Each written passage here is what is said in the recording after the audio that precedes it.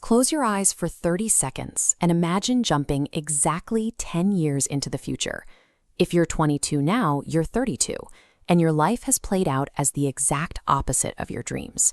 Your health is failing, you're trapped in financial struggle, exhausted by a job you hate, and unable to provide for the people you love.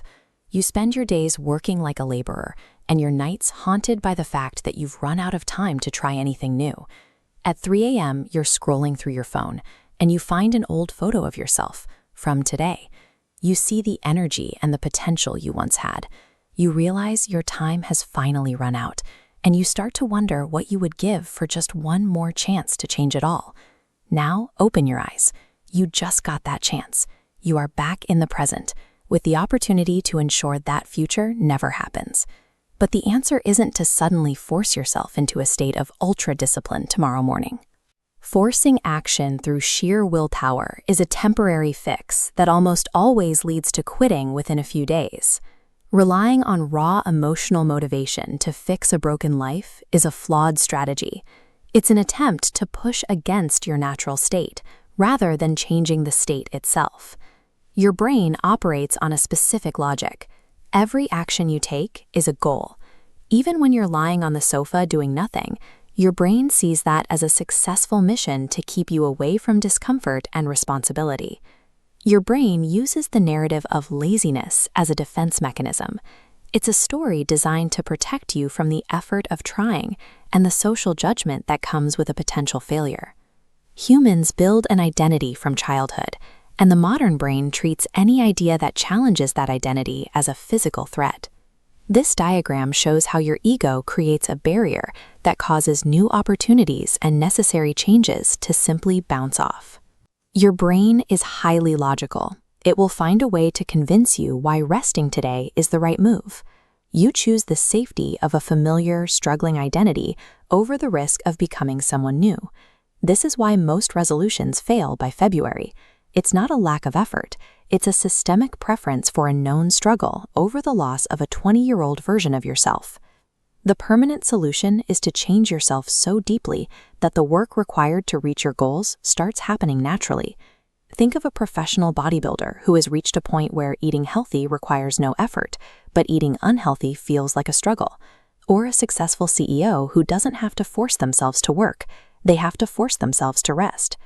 This requires a shift in how we define intelligence. Following Naval Ravikant's logic, real intelligence isn't about what you learned in school. It's the specific ability to get what you want out of life. In this formula, opportunity is now a constant because the internet is available to everyone. Since opportunity is equalized, intelligence is the only variable that dictates your actual results. People who reach the highest levels have built a lifestyle where success is the obvious outcome. They have made themselves capable enough that their achievements no longer surprise them. Taking control of this process is called cybernetics.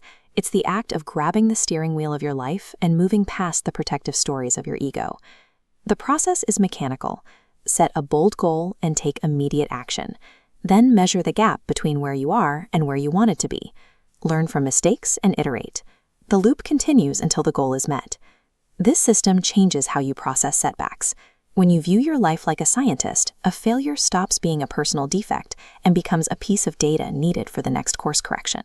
Adopting a cybernetic loop replaces the emotional dread of failing with a structured method for improvement. Success becomes a matter of step-by-step calculation. To start this transformation, you have to follow a one-day protocol. Tomorrow morning, sit alone without your phone and ask yourself the uncomfortable questions you've been avoiding, like what dissatisfaction you are silently tolerating. You must face your anti-vision. Write down exactly how bad your life will look in 10 years if nothing changes. List the opportunities you'll lose and the regret you'll feel at 80 if you always played it safe. Identify the one specific belief that is holding you back. You have to decide which part of your old identity you are finally willing to let go of. The anger that comes from facing this nightmare scenario is your fuel. You use that energy to build a new vision and start the cybernetic loop. To keep your brain from returning to its old patterns, you need to install a set of sensors. These alarms are your checkpoints. 11 a.m., am I distracted? 1:30 p.m., am I changing?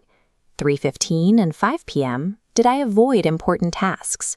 7:30 p.m., did I protect my old identity?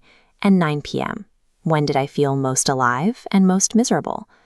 Before you sleep, write one sentence about the life you refuse to live and one sentence about the life you are going to create.